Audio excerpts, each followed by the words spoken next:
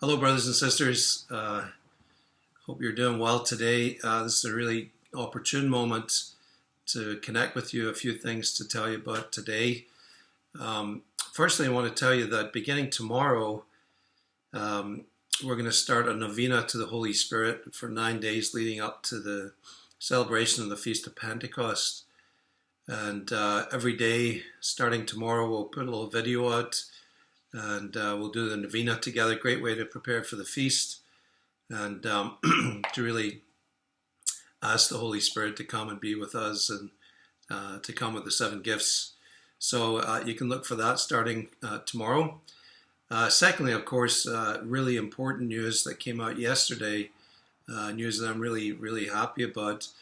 You will have seen probably on the news that the bishops of Minnesota have given permission for us to begin having public masses again, using a third of the capacity of our church.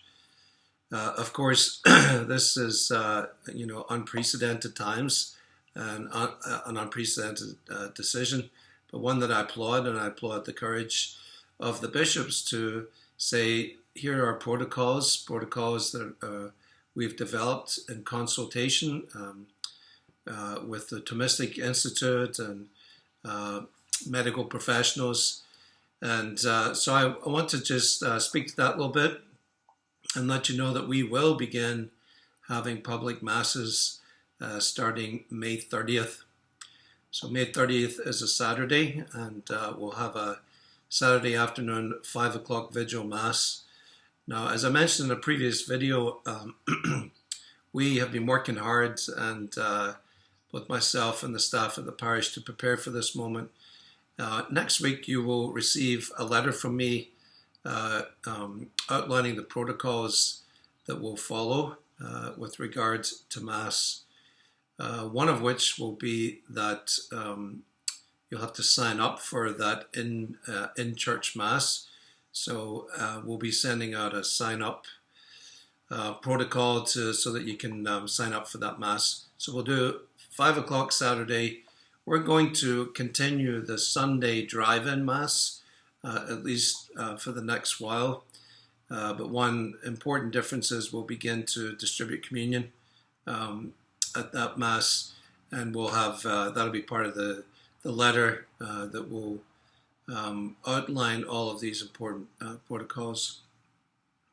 Important to say that the obligation for attending Sunday Mass is still suspended, and so it's not an obligation for you to attend Mass.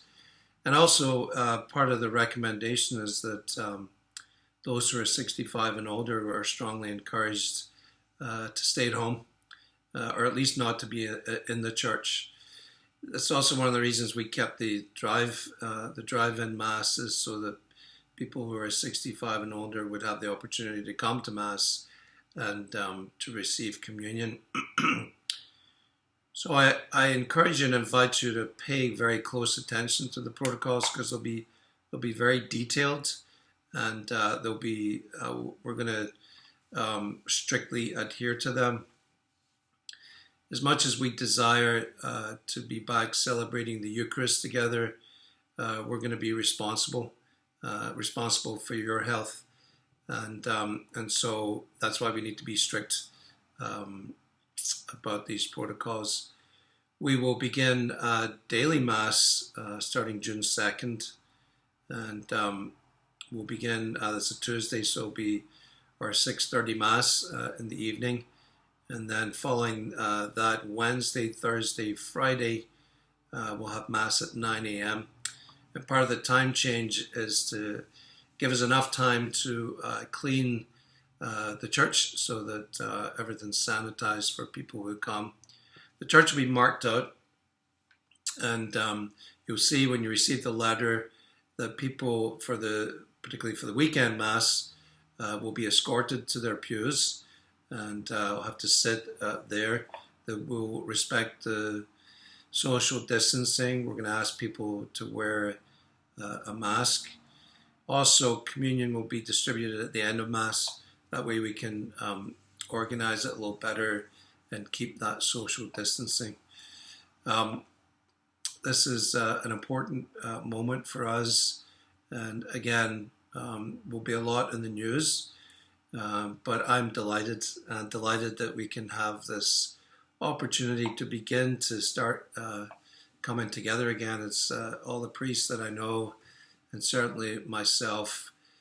We've experienced real grief and sorrow at not having people in our church. So I ask you to pray for this, pray for our parish, and when the letter comes, read it carefully, and we're going to follow the protocols. So more to come, but I just continue to pray for all of you and ask you to pray for me and to pray for our parish. So God bless. Bye-bye.